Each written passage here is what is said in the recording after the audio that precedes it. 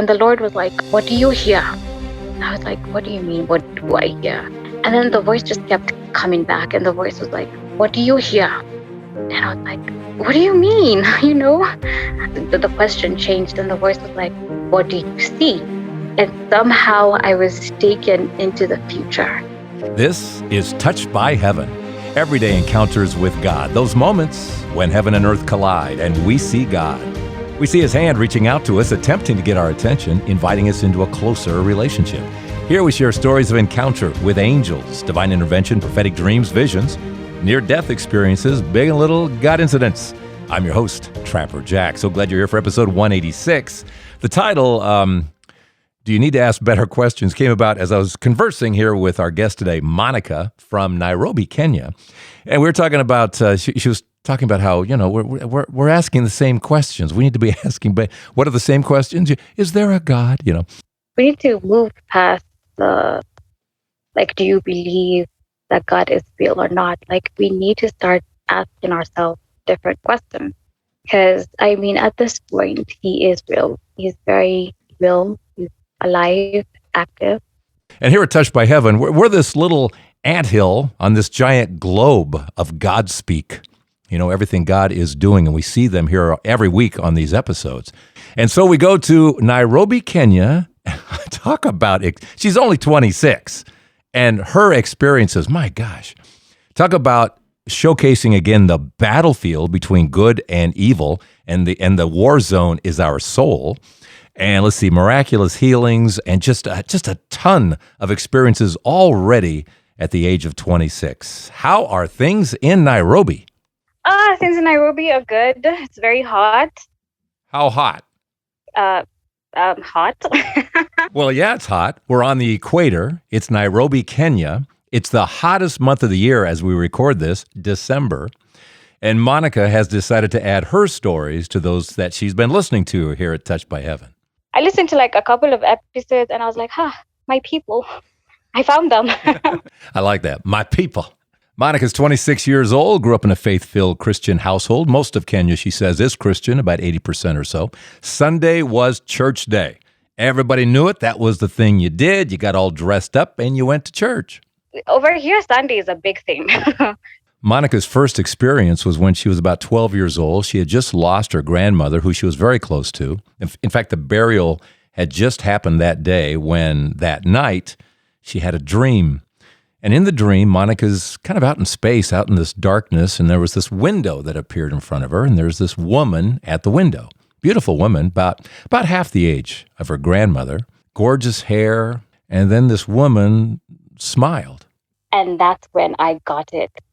She smiled and my insides just went, it's like I got a aha moment. I was like, I know who that is. And I was like, oh my God, that's Shosho. That's what we call our grandmothers in Swahili. We call them Shosho. There's a theory that everyone becomes 33, the age of Christ when He died, so that everyone looks healthy, you're in your prime, everybody looks good. At least that's been the observation of many, is that you're kind of in that age of just, you're in your prime. You look great. So you go back to that time when you look your best, so that's cool. I just wanted to go where she was, but something just kept us apart. I could not, it's like there was this invisible wall that was between us, and I could not go to the other side. Her next experience happened in high school. In fact, she was just about to leave high school. She was a senior, and she had this friend. And this friend and she were out at the lunch hour. They were outside, sitting outside and on the ground, and they were kind of back to back reading their books when for a moment their backs touched. And at the point of touch, Monica felt this burning sensation on her skin. Like there was fire there. I don't even know how to explain it, but it was just, I felt like something was burning me, was burning like my back, my lower back. And as I sat there, it's like the temperature was being dialed a notch higher with every second. So I just stood up and made an excuse. I was like, I'm going to go back to class. Lunchtime is almost over anyway. And I just stood up and went back to class, and I couldn't stop thinking about it. And little did I know that I was going to have the worst 2 weeks of my teenage life ever. 2 weeks of nightmares, not eating, not sleeping, 2 weeks of feeling tortured at night. She felt like she was a spy in a movie where they're always being tortured. She felt that. She felt ongoing fear. What was this? My friend who I was sitting next to that lunchtime, she would pop up in my dream. Finally, one day at school, there was a girl behind her that she knew was a good girl, a church-going, nice girl. And she confided in her what was going on about this burning incident and the nightmares. And she finally told her. And she gave me this look. Like her eyes just were like, she was like, I knew. It's like she knew. It's like it wasn't news to her. I just even got more scared after that. Yeah, you get the impression that she was doing stuff like witchcraft kind of stuff on you guys. Do you have a sense of that? Yeah, kind of. And so I never used to pray. I didn't even know how to. I wanted to pray that night, but for the life of me, I couldn't put two words together. She decided to play a type of Bible roulette where you just open up the Bible and stick your finger in there and see what you get. She doesn't remember exactly what the Bible verse was, other than that when she read it, she felt that the Bible came to life and it was speaking to her about how to battle this darkness. And it's like the words were telling me that I do not have to be afraid. Like, I do not need to be afraid. If they want to come, let them come. I don't know. It's like I kind of became bold and courageous. I was like, okay, like, let's fight. Like, if you want to fight, let's fight. When she went to sleep that night, no nightmares. But the next night, they were back, intensified. Whatever that thing was, that darkness that she felt wanted to suck the very soul out of her was back, and it had ramped up the battle. And this time it was so intense that I actually thought that this was it. I was just like, I need to pray. And then all of a sudden, there was bright light. And I didn't see anything, but all I could hear, there was like a struggle, there was like a fight. And it was kind of like swords clashing. Like, that is all I could hear. And there was just a struggle, there was a fight. And then after like a minute or so, everything just went quiet. I was like, I felt like whoever was fighting for me won, because I felt like a sense of victory at that point. And I just remember thinking to myself, oh my God, he came to help. But somehow when I needed him the most, he came to help me. And I could not even understand why he would do that for me. Swords clashing. Well, Jesus does say in the Bible, I didn't come for peace. I came with a sword. I came to divide good versus evil, right? And we know Michael the Archangel is well armored for the battle. And I was just like crying. Like, I just was crying. Like, the tears were just like flowing from my eyes. Thank you for helping me. Monica gave thanks to the one who had won the victory. She gave praise and worship to God. And then she had the very first vision of her life. She saw a number of men at a table. They were all talking, but when they saw her come in... And then they stopped when they saw me. But in the middle, there he was, Jesus. He stood up, he went around the table, and then he walked towards me. And then he just gave me a hug. So powerful that I was actually tilting towards my right because he was hugging me on my left. I have never felt more safe in my life like I did at that moment. And after that day, because something changed inside. I never had any nightmares. I never, that thing never came again. And I kind of stayed away from that girl because sometimes the devil is closer than you think. Out of high school and now on to university and everything that means, including the partying, the drinking, all that. And Monica was all in for all of that. But there was a strike by the teachers, and so everybody went home, away from that environment. I started to change. It just happened. It just started happening. Like, if my friends would call me and we go out, like, I would go out and I would try to drink. For the life of me, I couldn't. Like, I just wanted to vomit. Like, I wanted to vomit everything out. I remember this one time, we were with a bunch of friends and they were smoking. And my friend was like, here. She handed me a blunt. Words came out of my mouth and I just said no. And I remember thinking about that no when I was going home. I was like, why would you say no to a free blunt? And I would think to myself, what is happening to me? Being young and naive myself, I looked up blunt. Seems to be a hollowed out cigar filled with cannabis. Good to know. Little by little, the small changes started happening. I couldn't go out. I couldn't drink. I couldn't smoke. I didn't want to hang out with the friends that I had. Things were becoming quiet. And little did I know that, God was kind of like preparing me to like receive him because he was coming. He was on his way.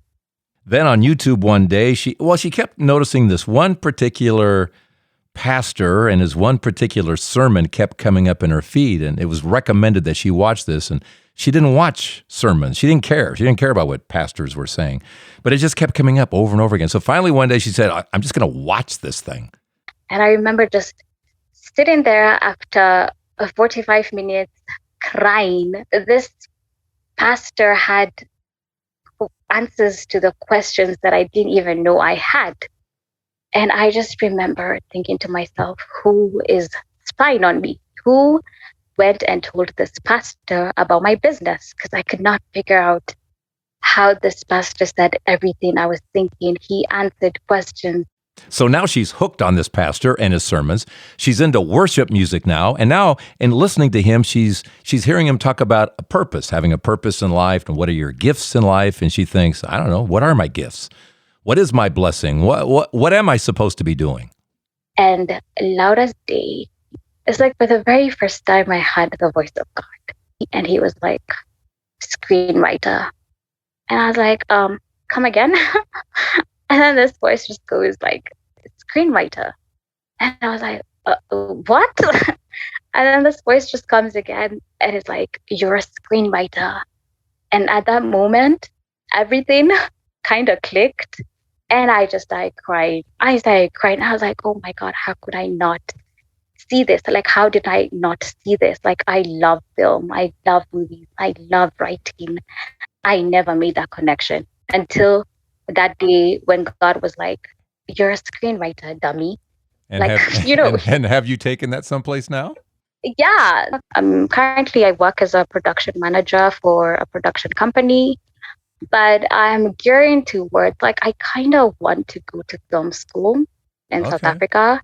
So I'm just kind of like waiting on God to write me a check so I can be able to pay my tuition. I hear you. Like, I'd be like, yeah, I'm like, okay, God, I'm waiting for that check, Let's pause right about here on Touched by Heaven, Everyday Encounters with God.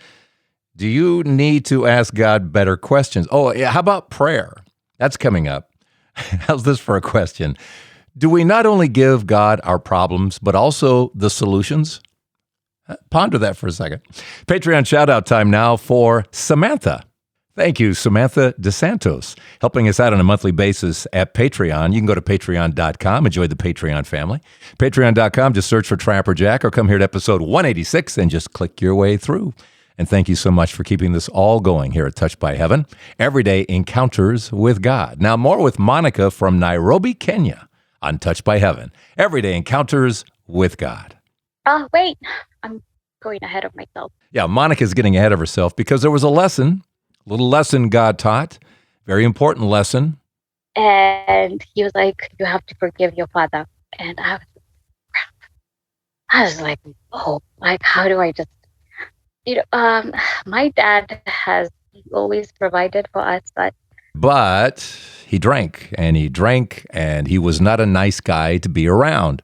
But then he was like, you just have to, like, you have to forgive him. And then finally I was like, okay, how do I forgive him? And I remember God telling me, give him a call, ask him how his day was. And I was like, that's easy. Anyone can do that.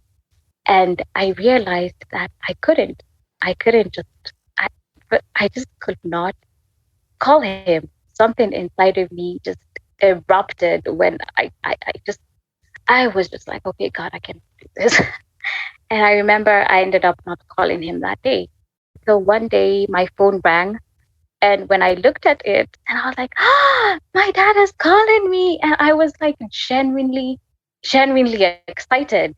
We talked, like really talked. And, when that phone call was over, I just remember God saying, there goes, like, you're forgiving him.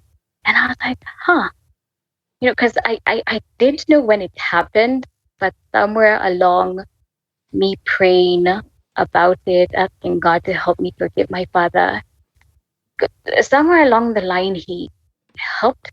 It's like, I don't know, it's like he did the heavy lifting. Look, God helps us. He knows how difficult it is, and he also knows that we can't do it on our own. Forgiveness takes a Yeah. lot of action from God, and you got that. Yeah. You got a lot of help there. Yeah, I got a lot of help.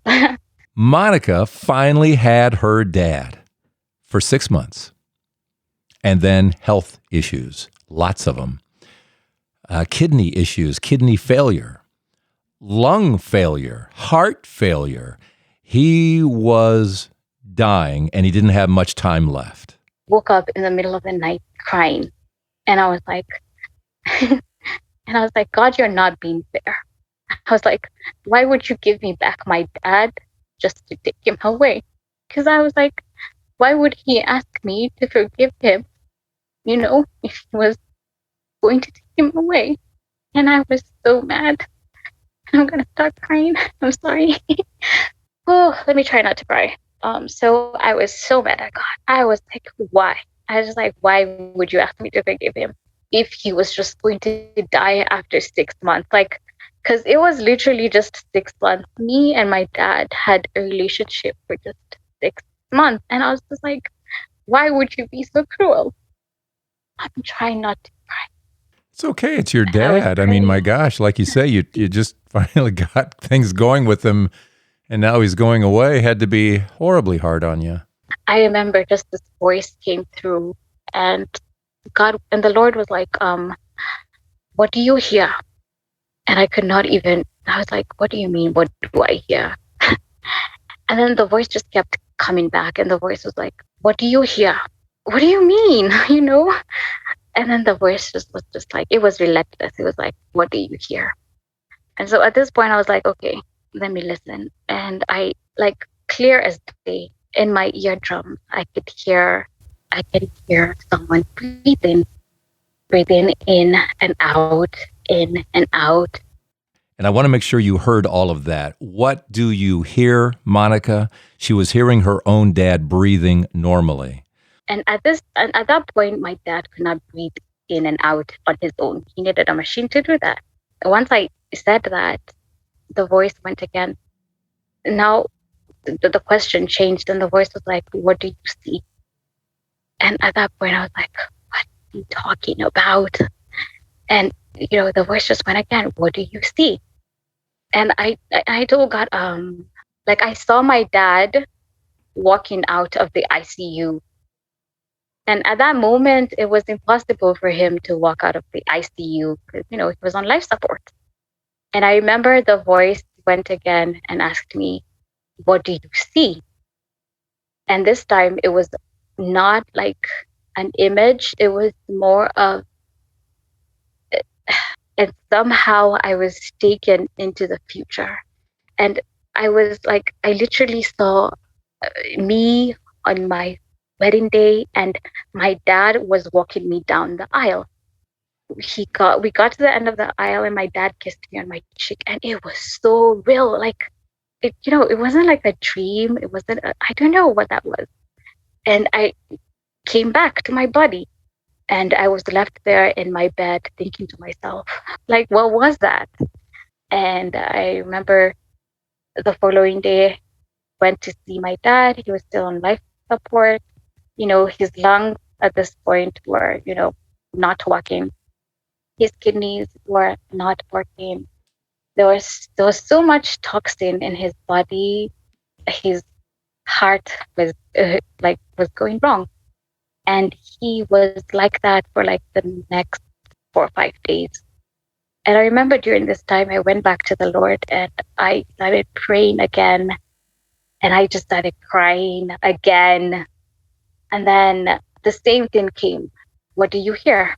What do you see? Next question was, what do you see? It was him walking me down the aisle on my wedding day. And then, but this time it was a little bit different because after I said, I see my dad walking me down the aisle, this voice was like, okay, don't you ever doubt me again. I needed that. I needed that tough love. It's like I believed him for the very first time, truly believed him. And after that point, my prayers changed. Like I would pray from a point of fear. But after that, I would tell him, like, if you're going to bring him back like for himself. This is my heart. You can break it. Because at the end of the day, I have no control over the situation. And I kept telling him that if he was going to bring my dad back, please bring him back for himself. I kept praying for his soul. I told God that, like, if he was going to come back, please help him figure out things, give him a second chance, the way he lived his life. Like, I am no longer making these prayers from a point of fear, but I am making these prayers from a point of love. Yeah, I just recently read this wonderful inspirational book, and it talks about that. It talks about how to go to Jesus in prayer. And the comment was, and Jesus in his commentary, if you will, saying, bring me your fears, bring me your troubles, bring me your questions, bring me people, bring me but don't bring me solutions. I'm God. So in other words, you present the issue, you present the problem, and you even say, I'm in fear because of whatever this is going on, maybe with another person or yourself. But don't give Jesus the solutions. He within him are all the solutions. And I like how you just said that, is that, you bring him your father then, and you even say, I'm afraid, I don't want him to die. That's my fear. And so you bring him the issue, the problem, the puzzlement, the questions, and then let Jesus be Jesus. Let God be God. Yeah. Is that kind of what you got left with as well? Yeah. And what happened to your dad?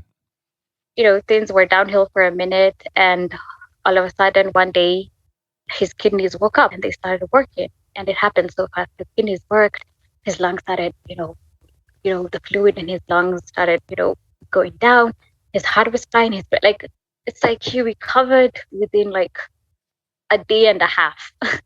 Like it happened so fast that he just was okay. Like he could breathe, he could talk, he just was okay very fast.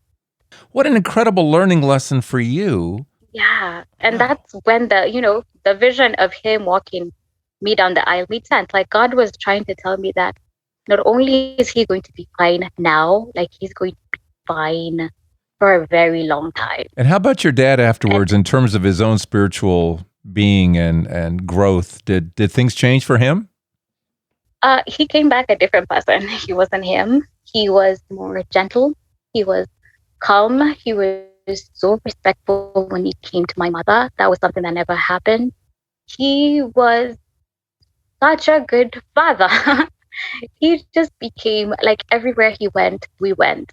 And like he just was different. He was so much nicer. Wow. And he's been like that ever since. He's more of like a dad than ever. And did he walk you down an aisle have you been walked down an aisle?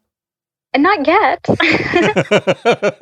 I wonder when that's going to happen, but no rush. No rush. That's great, though. He'll still be there. Yeah. So yeah, that was epic. And from that point, that was epic. That was epic. Yeah, I'd call that epic. Yeah. Something else epic in early 2021. Her mom got cancer and passed away. In the midst of praying for mom, she was getting communication about mom and her prayers, but she also received something global. And I was just crying, and that's when I got this vision. I could hear, like, inside my eardrums, I could hear like the sound of galloping horses. Like they were just like galloping, like there were like a lot of horses. But when I looked in front of me, there was only just one horse came, and this horse had wings, and it was also golden. It was like the color of light, and this light was golden, and it just landed there, and it was just like looking at me. And then this woman came out of nowhere. She was standing like just a little back farther from the horse. She looked like a supermodel, and she was just like so beautiful, so perfect. It was just me, the horse, and this lady. For a minute there, I was like, I've been listening to your podcast. I've been hearing the stories about Mary. I thought to myself, like, could this be Mary? And the minute I said that, it was like, phew. She immediately was transported into a church, stained glass church, and she saw a golden statue of Mary. And then just as fast, she was back to where she was. But it was so fast. It was like in and out. She just said, he is coming. He is coming. And her voice kind of had like an echo to it. He is coming. He is coming. He is coming. He is coming. It's like she had like backup. He is coming. He is coming. He is coming. And after a while, the vision just ended. Now, was this again, was that a dream or was that a vision you were having? It was a vision. I was wide awake. I was praying for my mom. Ah. How long ago was that? It was this year. It was in February. Just in February. Huh. Yeah. I would blow this off because so many times people have said, he's coming, and it's all nonsense. Yeah. But it's like, who is saying it? That's the difference this time. It's not some crazy dude somewhere. These are connected people. These are people. These are holy, godly people. Some of these people who are saying this have the marks of Jesus on them. The wounds of Jesus. I mean, we're talking some heavy duty, holy people are saying this, and some saints have been talking about we're just about there, and some people that I have a great deal of respect for, Jesus is saying, it's not just soon now, it's very soon. And we've had some people on the podcast who have seen that moment where, again, Mary is there, the angels are there, Jesus is there, and millions of people going up to Jesus, as St. Paul says, meeting him in the air, gathering his church. So was there anything more to that vision or just that? It was just that, but once it ended, I got a sense of, like I said, it wasn't like God trying to diminish my prayer about my mom. Like I felt like he's heard your cry. And not only has he had your cry, like he's also had everyone's cry, and he is coming. And like for me, it felt like he is coming to do something about it. And for somewhere, it gave me peace. So he's wrapping her in that. He's wrapping in that resurrection in that, obviously. Yeah. As we talked about all these things, I always like to ask my guests, what's the takeaway when you take all these things together? In particular, your dad's story was such a powerful one. I think of that, and I think, of course, with mom and these other occurrences. When you kind of add it all up together, what's the takeaway for you? The takeaway for me is, I think at this point we need to move past the, like, do you believe that God is real or not? Like, we need to start asking ourselves different questions. Because, I mean, at this point, he is real. He's very real. He's alive, active. And I kind of feel like for me at this point, we need to ask better questions about, life, why we're here, and why he sent us here. And we need to start actively doing the thing that he wants us to do. I don't know, because I kind of feel like we're just going in a circle and we're not achieving much because we are still asking the same questions that we did, like that we've been asking like forever, like, is God real? And I kind of feel like it's time for us to move past that and to like really, just a couple of days ago when I was praying, like I remember God came through and he was like, you need to tell my soul. And I was like, what do you need me to tell them? And he was like, you need to tell them to come home. Like there was a sadness to his statement. Like he hates being apart from us. That's a great statement. That's a great statement, Monica, because you're right. We had an episode, title is something like, "Is it enough just to believe?" And the answer is no. We're supposed to be disciples. We're supposed to be Yeah. putting our faith into action. We're not just supposed to be, as you say, going around in circles asking the same questions. It's like the time is so critical right now. Your point is well Yeah. taken. The time is so critical. The song, and you've heard me talk about how songs bubble up seemingly out of nowhere, and we know where that nowhere is. And the song that Yeah. plays so often, it's played for years, is a Phil Collins song called "Against All Odds." Boy singing to girl, "Where'd you go? Turn around, see me cry. Turn around, see where you used to be. And against all odds, I'm going to wait for you." Well, that's where Jesus is singing to us, singing to the church, singing to believers, singing to non-believers who just aren't turning around. Turn around, see where you used to be. We are marching along with our crosses in exile, just like Moses and the Israelites, trying to find the promised land, taking us forever. And Yes. the promised land is heaven. It's just about that time. We're about ready to, to cross the Jordan into the promised land. Who's going?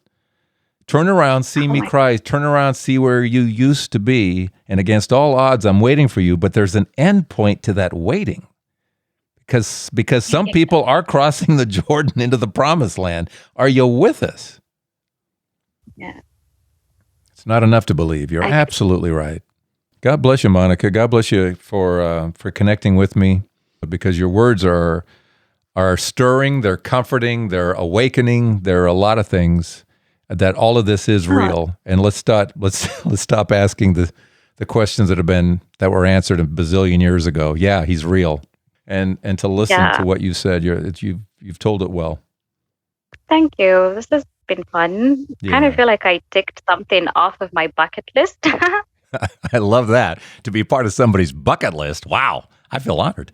Thanks, Monica, here at Touched by Heaven. Do you need to be asking better questions? Because he always asks those great questions over and over again to us. Do you trust me? No. Do you really? With every aspect of your life, do you trust me? Do you? Let's see, what else? Do you have any doubt there is a source for the good and evil, the swords clashing and all? The symbol. Why are so many people not just having dreams about, but visions about end times? And again, it's the caliber of the people who are having these experiences as well. That's something up, guys. There's something up. We need to be ready, obviously. Anyway, thanks again. Just great stuff. Thanks, Monica. And what's your story? What's your story? Angel encounter, divine intervention, or what? Get a hold of me here at touchedbyheaven.net. And also thank you for your Patreon support. If you'd like to do that and be part of the Patreon family, go to patreon.com. Search for Trapper Jack, or come here to episode 186 at touchedbyheaven.net. And I will see you here next week at Touched by Heaven, Everyday Encounters with God. I'm Trapper Jack.